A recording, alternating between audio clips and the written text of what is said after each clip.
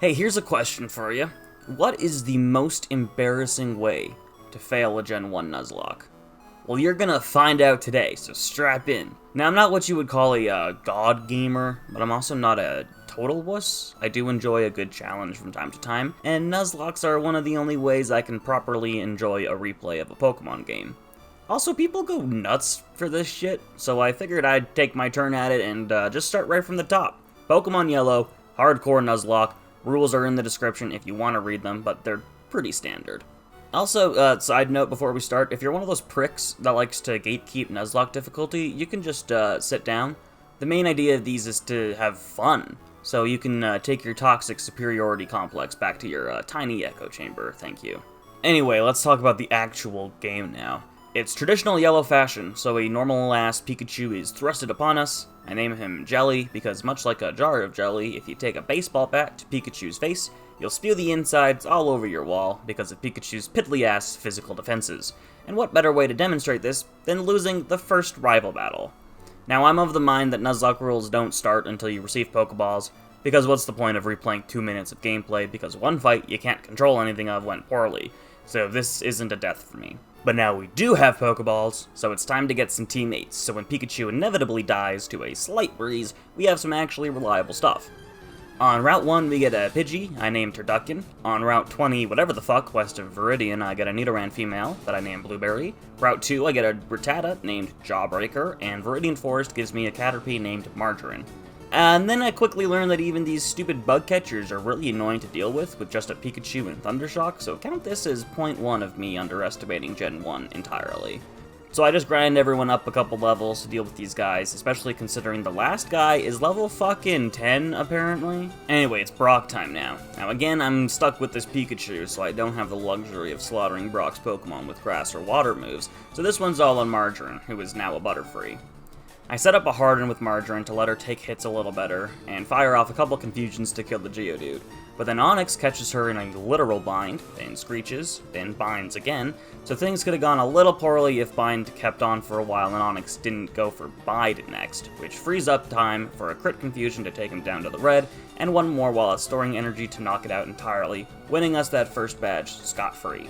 I clear out Route 3. Nothing notable, but I do want to note that I do like to fight every available trainer before the next quote-unquote roadblock, like a gym or a rival or mini-boss fight. Especially when I come to the conclusion later that I'ma just spawn in rare candies to limit grinding. I won't do that for a little bit still, but I'll just explain what I'm doing with those now. Basically, I allow myself to use them in times of what I would call necessary grinding, which would be before a new gym leader, or a rival fight, basically anything you would consider boss-like. But I have to fight all the trainers that are available before that point, so I can't just skip every possible risk to then rare candy my Pokemon up 15 levels. To me, that feels like it kinda goes against the spirit of the Nuzlocke.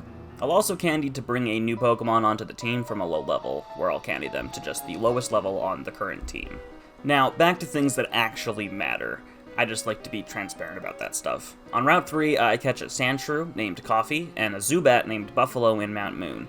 And only then, for some reason, do I go back and fight the Jigglypuff trainer. But it's good to have had as much as I can against the pink puffball of hatred, because apparently it's level fucking 14, which I had no idea about.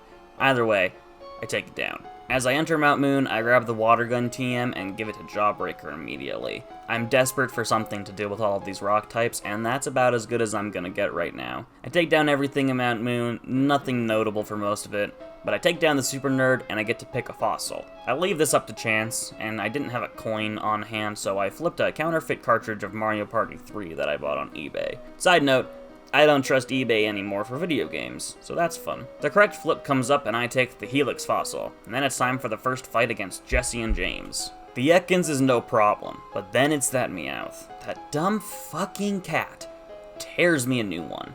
A crit bite, followed by a not very good confusion, leaves Margarine incapable of finishing the job, so I switch out to Jawbreaker. It's risky to stay in against a potential crit considering Meowth's base speed, but at this point, I kinda have to. It growls me, and I Hyper Fang, knocking it down pretty low. Blueberry was already really low and I was out of potions, so she wasn't an option to switch to. Maybe Turducken could have handled it, but at this point, I don't even know. I stay in, and I just hope Quick Attack is enough to take it out, and it barely leaves the Meowth alive, letting it get a critical hit scratch and causing my first casualty of the run. So yeah, that water gun TM didn't last very long. Anyway, now we need to replace it, and I find Sandshrew to be fucking useless, so thank God we get another encounter on Route 4 outside of Cerulean, and it's pretty solid actually. I got a Mankey, which I named Porkchop for obvious reasons. Next up is rival number 2. A crit Thundershock almost knocks the Spearow out from full, and I realize I might be slightly underleveled. So I switch to Margarine from the Sandshrew, which goes down to a few confusions after getting pelted with sand attacks. Because of the accuracy drops, I'm not confident staying in on the Rattata, so I swap Blueberry in to double kick the rat to death, which also does a bit to Eevee before I need to get her the fuck out of there. So back to Margarine. But Hyper Fang scares me and I don't want to stay in after a Tail Whip, so it's out to the Jelly to Thunder Wave it before we're going back again to Margarine, who gets some damage in with Confusion. But a crit tackle will kill, so Jelly comes in for the kill with a couple Thunder Shocks. That was way more difficult than it needed to be, so make that count 2 of me underestimating Gen 1. There's a very close call from a Mankey on Nugget Bridge that should not have been that close, but other than that, nothing notable up towards Bill's house, aside from the fact I go back to grab the gift Bulbasaur from the mural in Cerulean, name him Parsley, then the gift Charmander from the Wimpy trainer, and name him Marshmallow. And in the patch of grass on Route 24, I get an Oddish named Carrot. Now, the best part of any Yellow Nuzlocke is when you're fighting that Slowpoke trainer on Route 25, and the Slowpoke confuses you with Confusion, but you don't notice it fast enough because you're impatient and using Speed Up, which makes Pikachu hit himself hard in Confusion, and then another Confusion from Slowpoke kills Pikachu. It happens in every Yellow Nuzlocke, right? I think it's pretty relatable. So since we lost our main anchor against Misty, we bring Parsley the Bulbasaur into the team, grind a little bit. Blueberry becomes a Nidorina, Turducken becomes Big Turducken, and Parsley evolves into slightly bigger Parsley. We grab the SS ticket from the freak that made the PC system, and I don't actually take on Misty yet. We're still behind her levels, so I go take on the Rocket Grunt outside that one house first, and he nearly tears me a new one, but somehow we barely survive. Heading down Route 5, I encounter an Abra, so obviously I have one shot at catching it, which I do not succeed in. But on Route 6, I encounter another Abra, and this time, I still don't catch it. The Butterfree trainer on Route 6 also nearly rips me a new asshole, and considering it's level 20, I really should have just fought Misty beforehand. And now that I've gotten to Vermilion, it's time to go all the way back and finally fight Misty. Misty starts with her Staryu, but 2 Vine Whips cuts that thing down pretty easily, and then the big bad Starmie comes out. I set up a Leech Seed to sap its health while Vine Whip tears it down, and Misty, with her all-out offense strategy, uses an X-Defend, and that gets us the second badge. Easy peasy. Immediately after that, I use a Moonstone to evolve Blueberry into a Nidoqueen. I waited on that just in case I needed Blueberry for the Misty fight so she wouldn't be weak to Bubble Beam. Back in Vermilion, I grab a Diglett in Diglett Cave named Brownie, and Route 11 gives us Fettuccine the Drowsy. I fight everyone aboard the SSN as normal, nothing notable, so it's time for yet another rival fight. I lead with Blueberry against the Spearow, and Body Slam crushes the poor bird. Double Kick kicks the rat into another dimension, and I switch to Turducken for the Sandshrew for some reason. Gust ain't doing shit, so I go out to Porkchop, who immediately takes a crit slash and gets swapped out for Parsley, who should have been out in the first place, but his level was higher and I guess I wanted experience for the others. Anyway, I get a Leech Seed and a Poison Powder on the Eevee for residual damage, and chip it down with Vine Whips when it actually decides to hit, and that's yet another rival fight down. Then we get cut, and I'm a total idiot. I'm spamming A way too much when giving it to Parsley, and I accidentally overwrite Vine Whip. This happens to me all the time in early gens, because I'm expecting another A-press, so I overwrite my best moves all the time. Anyway, next is Surge, who has an entire 1 Raichu in yellow. Blueberry takes a Mega Punch real well, but a critical hit Body Slam that paralyzes followed by another one takes it down incredibly fast for Badge 3. I grab the gift Squirtle from Vermilion and name it Squirt because I completely forgot I was doing a name theme, but I need a good water type so he'll join the team right now. I'm sure he'll be an invaluable member for fights to come. On Route 9 on the way to Rock Tunnel, I catch a male Nidoran that I name Plum. Then I fight this hiker here. Think that Squirt can definitely kill this Geodude, who is 8 levels above him in one shot with Bubble. And Squirt promptly gets blown to pieces and splattered all across Route 9, so guess that foregoing of the name theme didn't really matter anyway. So without Vine Whip on Parsley and a dead Squirtle, I really need something other than Mankey to deal with rock and ground types coming up, so I bring in Carrot. And on Route 10, I catch a Magnemite named Gobstopper. I don't want to grind Carrot all the way up before Rock Tunnel, and I haven't brought the rare candies in yet, so I just go plop her in the daycare for a minute, which ended up being way too long because her level shot up way too high and deleted her grass moves, which was the entire point of bringing her onto the team. so I've just totally hooped myself. Between streams at this point is where I spawn in the rare candies, and get everyone up to par, so here's the team after that.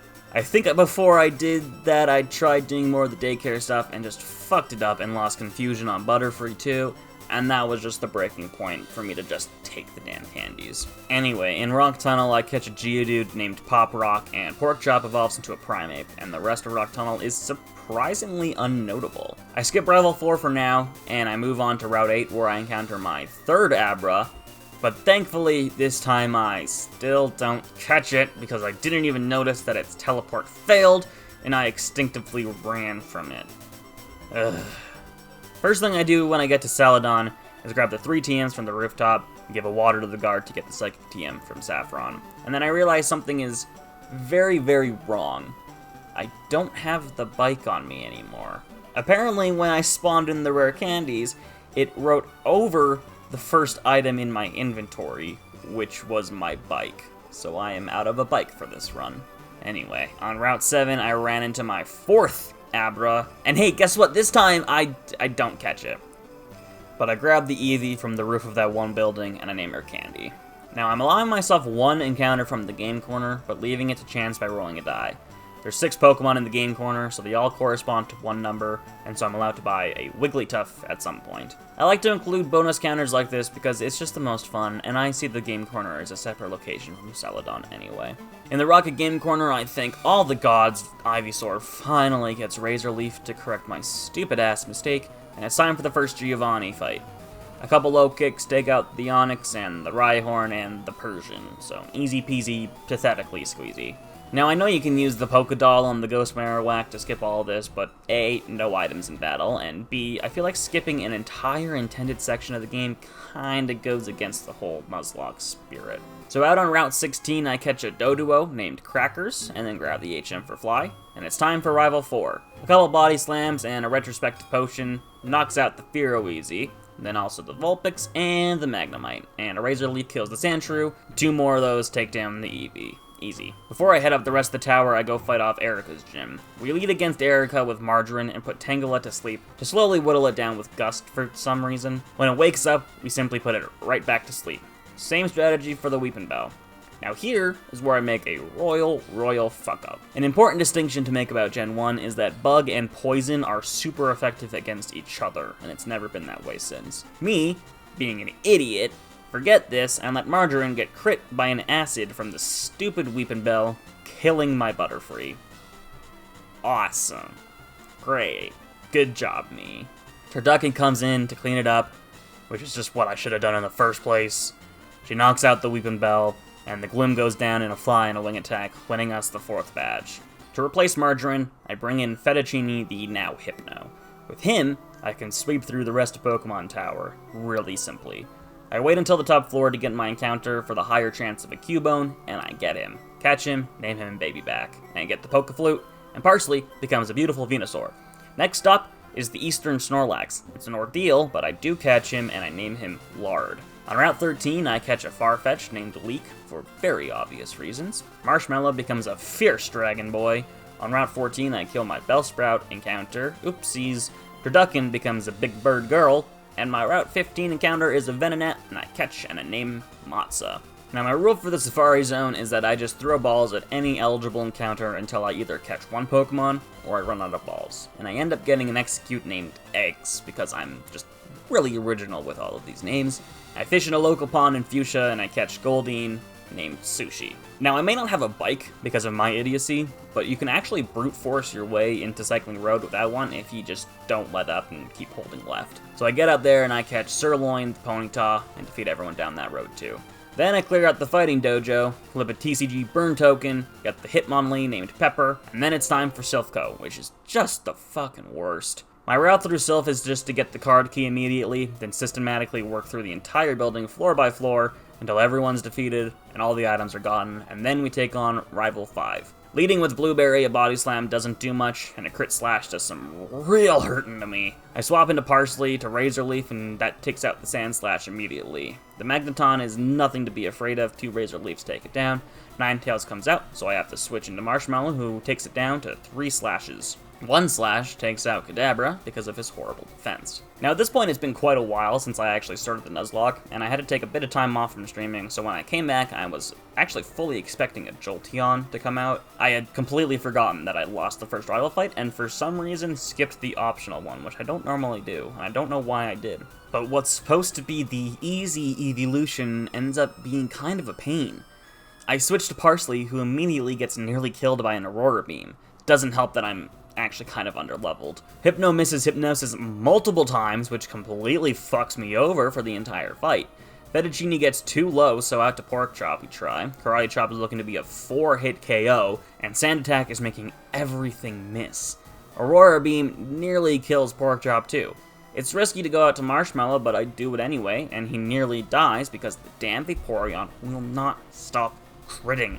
A switch to Blueberry is my last hope, and a critical hit Aurora Beam kills it in one hit, which does allow me a safe switch to Turducken, my last Pokemon with full health. 2 flies aren't enough to take it out, and she also goes down to an Aurora Beam.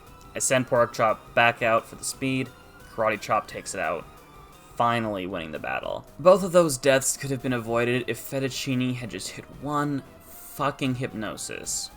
But that's just my luck. Anyway, I collect Scallop the Lapras, and she joins the team alongside Lard the Snorlax. So my team is kinda fucking stacked, not gonna lie. Now we gotta take down Giovanni again. Nidorino and Persian go down in 2 hits each from Primeape, and Rhyhorn and Nidoqueen both die to Surf from Scallop, done and done. Now before I wear candy to get everyone up to Koga and Sabrina levels, I need to take out all the gym trainers in both gyms. So that's what I start doing when I come across Ghastlies, which end up being some real problems. Now for some dumb, godforsaken reason, I don't heal Fettuccine before going after the next channelers. I think Lapras can handle it, but the damn Ghastly outspeeds and puts Lapras to sleep, really screwing with her, and does the same damn thing to Parsley. And this is going very south, very quickly. Between Hypnosis, Lick Paralysis, and Confuse Ray, I'm getting just the absolute worst damn luck, and Marshmallow is getting completely creamed. The most fun part is that neither Lard or Pork Chop have any way of hitting ghost types, which is a real oversight on my part. I risk it with Marshmallow the Ghastly will go for Lick, which it does, but of course Marshmallow hits himself with Confusion twice, and kills himself. Fettuccine is my next hope, but a Nightshade will still kill. Thankfully, he outspeeds and kills that Ghastly. Whew. But there's still a Haunter to deal with that's apparently faster and hits a Confuse Ray. If Fettuccine didn't hit himself with Confusion, it would have been fine. But of course, he does and dies immediately. Nightshade kills Scallop too, and so Parsley is literally my last hope. He wakes up, which is great, but gets immediately confused, hits himself, and goes down to Nightshade. With Lard and Pork Chop unable to damage this Haunter, it's just a matter of time before they both get taken out too, which loses me the run in the dumbest, possibly most humiliating way possible. Literally, all I had to do was heal Fettuccine, and it would have been fine, but I got overconfident and completely underestimated Gen 1, not to mention the ridiculous amount of times I hit myself in Confusion, with Paralysis, and everything going on just ended up the most bullshit loss I think I have ever seen in a Nuzlocke. So, what did we learn from this run? Well, I think the main takeaway is that just because Gen 1 hasn't aged very well at all, doesn't mean it's a free Nuzlocke. You still gotta put in some effort and some strategy to get through it, but most importantly, you need to heal your goddamn Hypno. If you enjoyed, well, hey, there's a little button there for it. It's called the like button. It looks like a little thumbs up. You should hit that, and also hit the subscribe button if you want. I can't force you or anything, but hey, it'd be real cool of you. I'd really appreciate it. Also, there's always links in the descriptions to the Twitch channel where I do all of these live, and see my thought process in real time, and see me pull my hair out, because my own stupid decisions make the run a lot more difficult for me, causing many mental breakdowns. So join me in attempt 2, where Pikachu dies because I didn't notice the handgun pointed squarely at his face.